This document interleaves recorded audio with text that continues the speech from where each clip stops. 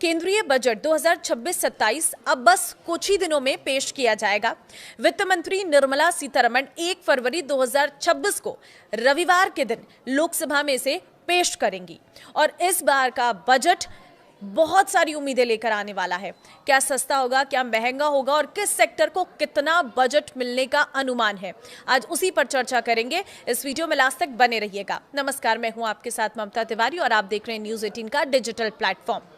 देखिए, वित्त मंत्री निर्मला सीतारमण का ये नवा बजट है लगातार, जो स्वतंत्र भारत के इतिहास में एक बड़ा रिकॉर्ड है।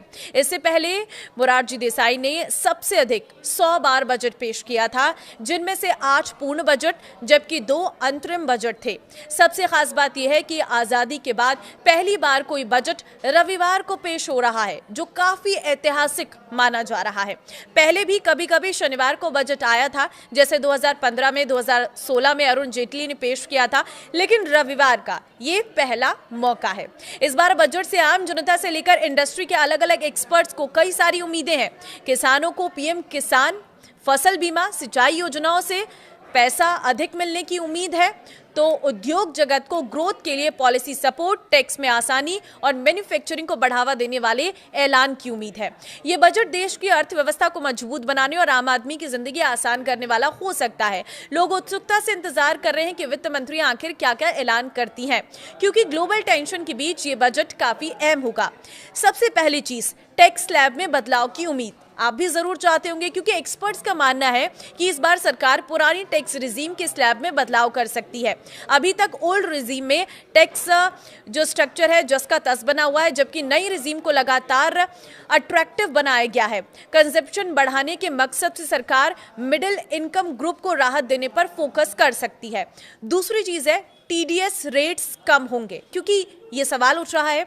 वर्तमान में अलग अलग ट्रांजैक्शंस पर कई टीडीएस रेट्स लागू हैं, जिससे टैक्स पेयर्स में कंफ्यूजन रहता है। बजट 2026 में सरकार टीडीएस रेट्स को सरल बनाते हुए इन्हें 2-3 स्लैब तक सीमित कर सकती है, जिससे जो कंफ्यूजन है वो बिल्कुल भी क्रिएट नहीं होगा और ये बहुत आसान हो जाएगा।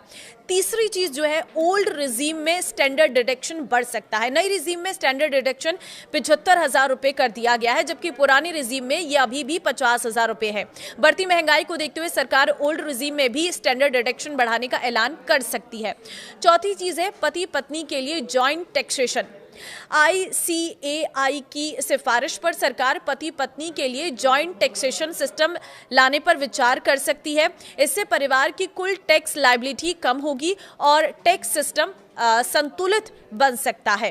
देखिए, पांचवी चीज है, LTCG टैक्स फ्री लिमिट में बढ़ोतरी। शेयर बाजार और म्यूचुअल फंड निवेशकों के लिए राहत की खबर आ सकती है। सरकार लॉन्ग टर्म कैपिटल गेन्स की टैक्स फ्री लिमिट को 1.25 लाख रुपए से बढ़ाकर 1.5 लाख रुपए कर सकती है।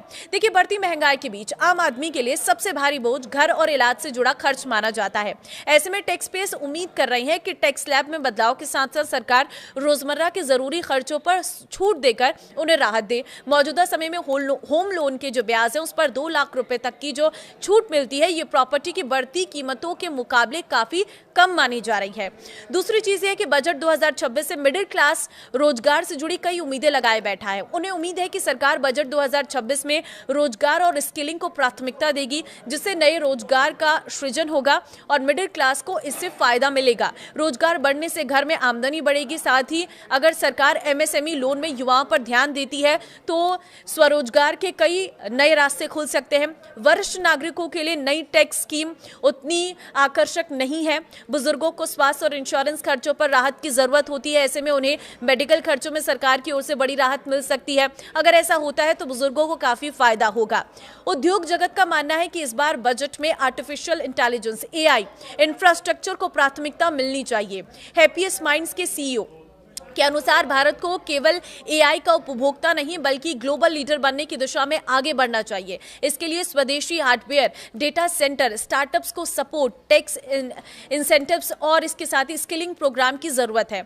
बाजारों को भी बजट से उम्मीद है, क्योंकि निवेशकों को इनकम टैक्स में राहत करीब 11.512 लाख करोड़ के टैक्स खर्च और फिजिकल डेफिसिट को 4.4% के आसपास रखने की उम्मीद है। कुल मिलाकर बजट 2026 से यह अपेक्षा की जा रही है कि वो ग्रोथ, रोजगार और इनोवेशन तीनों को नई गति देगा।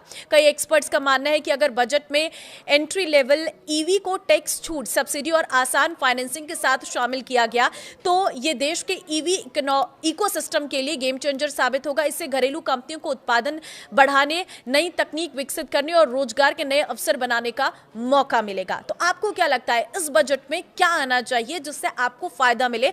कमेंट में जरूर बताना, और अगर आप मेरी इस वीडियो से सहमत है तो इसे शेयर जरूर करना। नमस्कार।